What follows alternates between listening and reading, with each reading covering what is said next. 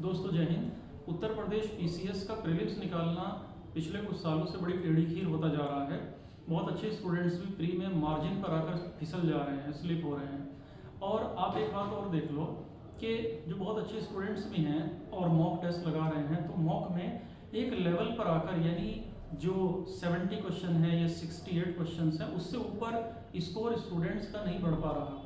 तो ये स्कोर कैसे बढ़े और कैसे हम यूपीपीसीएस के प्रीलिम्स से अपना बेड़ा पार लगाएं, बिल्कुल फुल प्रूफ ढंग से हम मैदान में उतरें और हम इसको क्वालिफाई करें। तो पहले भी मैंने स्ट्रेटजी आपके साथ डिस्कस की थी। तो मैं एक फुल प्रूफ स्ट्रेटजी, एक ऐसी टाइम टेस्टेड स्ट्रेटजी दोस्तों आपके साथ डिस्कस करूंगा।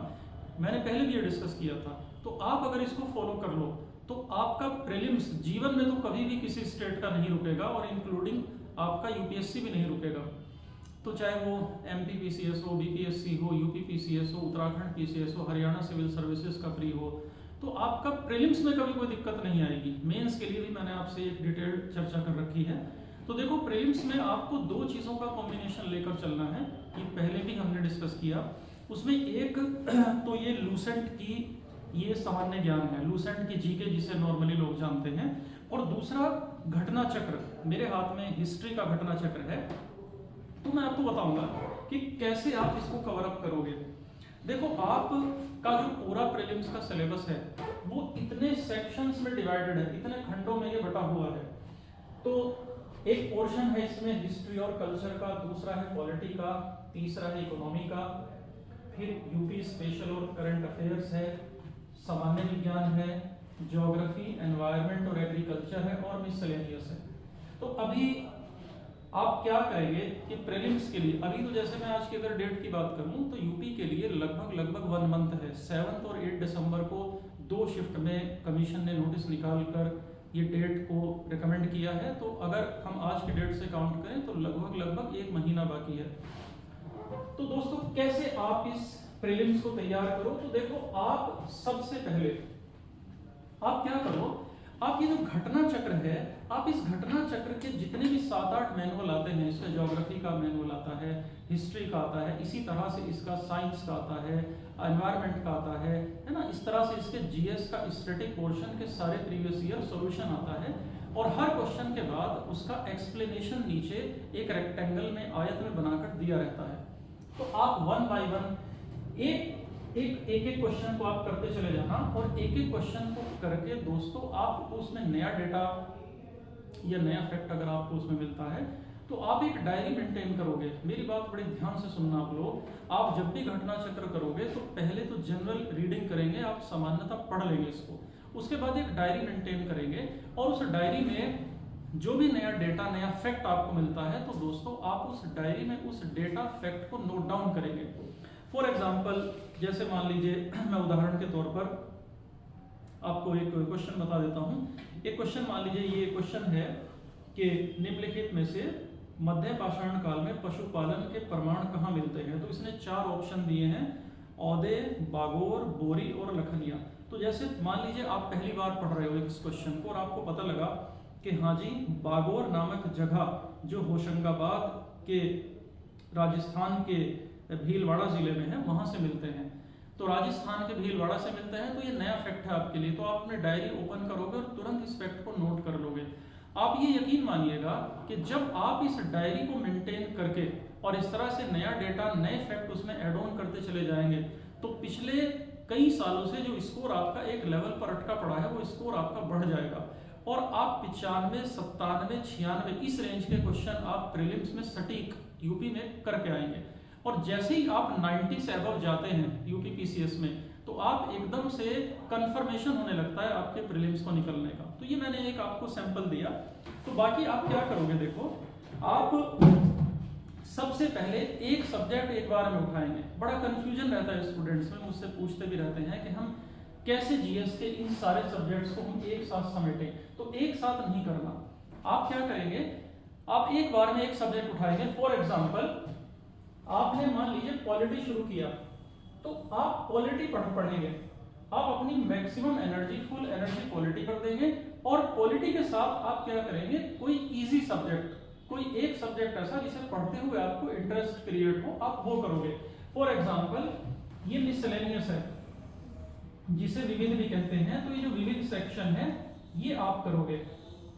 तो आप इधर पॉलिटी कर रहे हो और अपनी एनर्जी का आप 70% पॉलिटी पर दे रहे हो और पॉलिटी के साथ आप 20-30% अपना टाइम स्लॉट डिवोट कर रहे हो मिसलेनियस सेक्शन के लिए। मिसलेनियस सेक्शन कहां से करेंगे ये भी मैं अभी आपके साथ डिस्कस करूंगा। मिसलेनियस सेक्शन आप करोगे लूसेंट के मिसलेनियस सेक्शन से। वैसे घटना चक्र का भी आता है, वहां से भी कर सकते हैं, लेकिन हमें क्योंकि दोनों का कॉम्बिनेशन, दोनों को समेट कर हमें चलना है। तो आप पॉलिटी करेंगे और पॉलिटी देखो ये चंद दिनों का गेम नहीं, चंद घंटों में हो जाएगी अगर आपका पहले से बेस बना हुआ है। तो प्री के लिए एक्चुअली एक प्री के लिए पर्टिकुलर फ्रेम ऑफ माइंड होता है, एक मेंटल फ्रेम होता है, और प्री के लिए उस मेंटल फ्रेम में आप तभी आ पाएंगे, हम तभी आ पाएंगे जब हम objective questions maximum to maximum दोस्तों सॉल्व करते रहेंगे। तो डायरी मेंटेन हो गई, एक बार में एक सब्जेक्ट हो गया, और उस एक बड़े सब्जेक्ट के साथ कोई इंटरेस्टिंग सब्जेक्ट जिसे पढ़कर नींद नहीं आती, जिसे पढ़कर इंटरेस्ट क्रिएट होता है, उसे आप पढ़ोगे।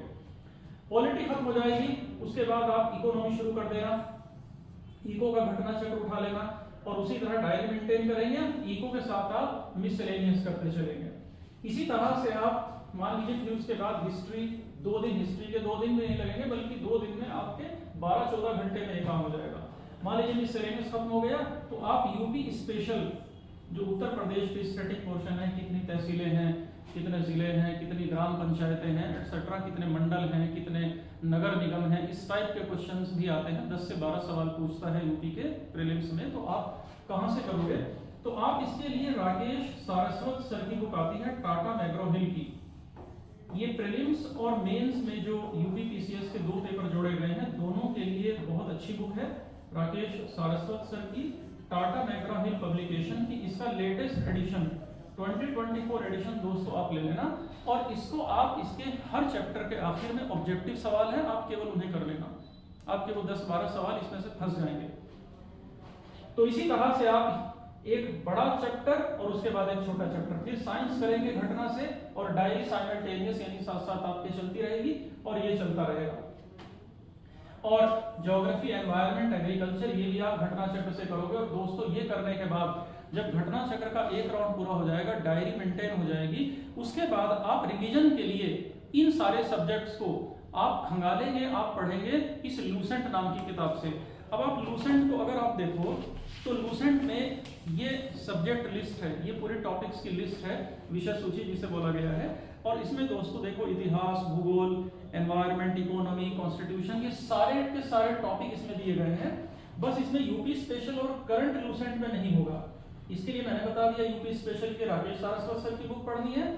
अब करंट अफेयर कहां से पढ़ेंगे? तो करंट अफेयर के लिए एनुअल इशू मार्केट में आ गया है, घटना चक्र की जो आई दृष्टि, आंख वाली दृष्टि आती है, आप उसे परचेज कर लीजिए और उसको अच्छे से आप रीड कर लीजिए, वो सफिशिएंट रहेगी आपके आने वाले प्रीलिम्स यूपी के लिए।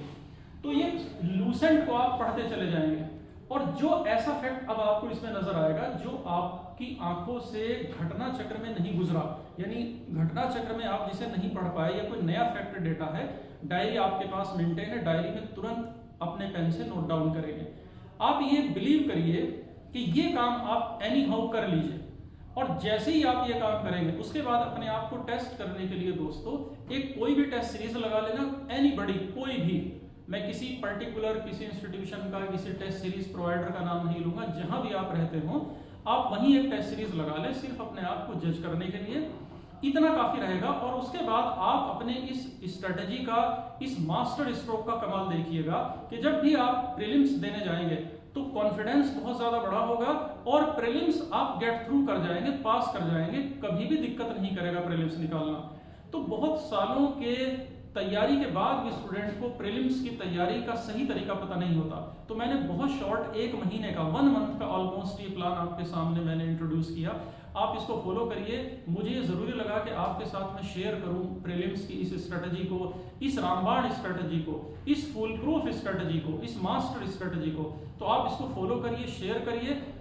लेबर करना, हार्डवर्क करना आपका काम है। तो आप इसके बाद मुझे कमेंट सेक्शन में बताइए, अगर कोई दिक्कत आती है तो हम कोशिश करेंगे आपके डाउट्स की, क्वेरी का जवाब देने की। तो आप इसको फॉलो करिए दोस्तों। थैंक यू एंड जय हिंद।